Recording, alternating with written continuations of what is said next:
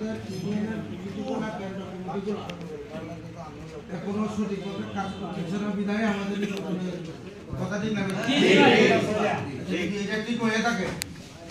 পাপুর প্রসঙ্গ আসছে, পাপু ছোট তার বড় তার দায়িত্ব নেতৃত্ব তারেক রহমানের উদাহরণ আছে আমাদের যদি নেতৃত্ব যে কেউ আসতে পারে, কোনো আপত্তি নেই।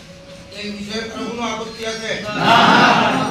আপত্তি না থাকে সুজা লাইনের কথা স্ট্যান্ডিং কমিটি কাকে নিয়ে করবে না করবে এটা পাপু দায়িত্ব পাপু করবে।